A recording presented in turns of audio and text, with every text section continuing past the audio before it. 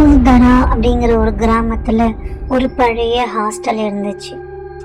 அது எப்படி இருக்கும்னா, ஒரு பாழடைஞ்ச பங்களா மாதிரி இருக்கும். ரொம்ப வருஷமா அந்த ஊர்ல அந்த ஹாஸ்டல் இருந்துட்டு இருக்கு. இவ பேரு ஆன்யா. இவ காலேஜ் படிக்கிறா. அதுக்காக இந்த ஹாஸ்டல்ல சேர்றதுக்கு வந்திருக்கா. ஆனா இந்த ஹாஸ்டல் பத்தின உண்மை தெரியாமே இங்க வந்து சேர போறா. இவங்க பேரு பட்டேல்.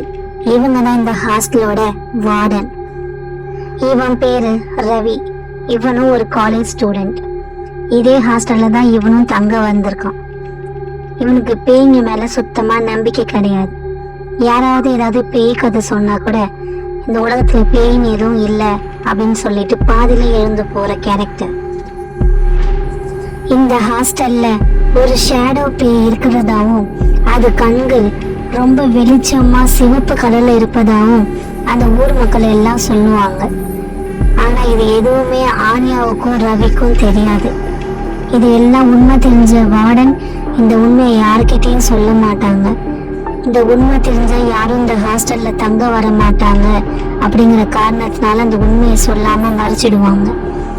அப்படி இந்த உண்மையை பத்தி யாராவது கேட்டா கூட எதுவும் சொல்லாம அமைதியா இருந்துருவாங்க. ரூம் நம்பர் 313 பத்தி யாரும் எதுவும் கேட்டாலும் அதுக்கு பதில் சொல்லாம அமைதியா இருந்துருவாங்க. அவங்க கண்ணை பார்த்து கூட பேச மாட்டாங்க. ஏன்னா இவங்களுக்கு அங்க என்ன நடக்குதுங்கிற எல்லா உண்மையும் தெரியும். ஆன்யா அந்த ஹாஸ்டலுக்கு இப்போதான் வந்து ஜாயின் பண்றான். ஹாய் மேடம், நான் என்னோட ரூமுக்கு போகலாமா? கீ தரீங்களா? வா ஆன்யா, இதான் உன்னோட ரூமோட கீ. அப்புறம் ஆன்யா, உங்ககிட்ட ஒரு விஷயம் சொல்லணும். ரூமுக்கு பக்கத்தில் இருக்க 313வது நம்பர் ரூமுக்கு போகாதம்மா. அங்கே இன்னும் எதுவும் ரெடி பண்ணல. அது இன்னும் அப்படியே செட்டில் ஆகாமல் இருக்கு. அதனால தான் சொல்கிறேன். ஓகே மேம், நான் போகல. ஆனால் நைட் ஆனதும் ஆன்யாவுக்கு ஒரு குரல் கேட்குது. அது என்னன்னா, அந்த குரலை கேட்டு ஆன்யா பயந்து போயிட்டா. அதனால பக்கத்து ரூம்ல இருந்த கதவை தட்டுனா. அங்க ரவி இருந்தான். அவன்கிட்ட நடந்த எல்லாத்தையும் சொன்னான். அதாவது பக்கத்து ரூம்ல இருந்து யாரோ என்னை கூப்பிடுற மாதிரி இருக்கு அப்படின்னு சொன்னான். உடனே ரவி, அதெல்லாம் ஒன்றும் இருக்காது, வாங்க போய் என்னன்னு பார்க்கலாம் அப்படின்னு 2 பேரும் அந்த ரூம் பக்கம் போனாங்க. கதவை தட்டினாங்க. ரொம்ப நேரம் தட்டியும் அந்த கதவு திறக்கல. உடனே ரவி, பாத்தீங்களா, யாரும் இந்த ரூம்ல இல்ல, வாங்க போலாம் அப்படின்னு சொல்லிட்டு 2 பேரும் கிளம்புனாங்க. ஆனா அவங்க கிளம்பின உடனே அந்த கதவு திறந்தது.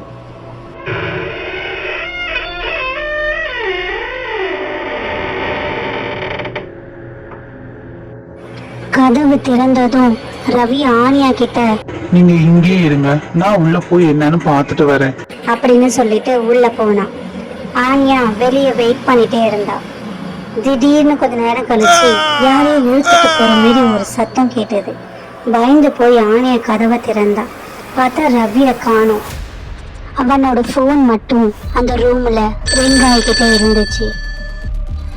ஆன்யா பயந்துட்டே ரவியை தேடி அந்த ரூம்குள்ள போனா. அங்க ஒரு பெட் இருந்தது. அதுக்கு அடியில ஒரு ஃபைல் இருந்தது. அதை திறந்து பார்த்தா அதுல ஆன்யாங்கிற ஒரு பொண்ணு 2003 இந்த ரூம்ல காணாம போயிருக்கா அப்படிங்கிற இன்ஃபர்மேஷன் ஒரு போட்டோவோட இருந்தது. அந்த போட்டோ ஆன்யாவோட போட்டோ. அதை பார்த்த ஆன்யா பயந்து போய் எழுந்து ஓட ஆரம்பிச்சான். அப்போ பக்கத்துல இருந்த கண்ணாடியில ஒரு ஹேண்ட் பிரிண்ட்டை பார்த்தா. பயந்து போய் கத்த ஆரம்பிச்சிட்டா. அப்போ மிஸ்ஸஸ் பட்டேல் வந்தாங்க. இந்த கதவை திறந்தியா? நீ உள்ளதான் இருக்கியா? கதவை தர ஆன்யா அப்படின்னு கூப்பிட்டாங்க. ஆன்யா கதவை திறக்கலான்னு போறப்போ அங்க இருந்த லைட் எல்லாம் ஃபிளிக்கர் ஆக ஆரம்பிச்சது. அப்போ ஒரு குரல் அவளுக்கு கேட்டது, கம் பேக், கம் ஹோம் அப்படின்னு சொல்லிட்டு ஆன்யா அந்த கண்ணாடி வழியா உள்ள இழுத்துட்டு போயிடுச்சு. அனன்யா எவ்வளவு கத்தியும் கதறியும் அந்த பேய்கிட்ட இருந்து அவளால் தப்பிக்க முடியல. கடைசியா அந்த பேய்கிட்டே போய் சேர்ந்துட்டா. அடுத்த நாள் நீத்துன்னு ஒரு பொண்ணு ஆன்யா ரூம்ல தங்கறதுக்காக வந்திருந்தா. மிஸ்ஸஸ் பட்டேல் அவளையும் வெல்கம் பண்ணி ஒரு ரூமுக்கு பக்கத்துல இருக்க 313 நம்பர் ரூமுக்கு மட்டும் போகாதம்மா, அதுல கிளீனிங் ப்ராசஸ் நடந்துட்டு இருக்கு அப்படின்னு சொல்லி அனுப்புறாங்க. அவளோ ஓகே மேம் அப்படின்னு சொல்லிட்டு போறா.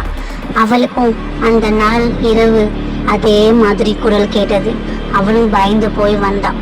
So just avoid room number 131.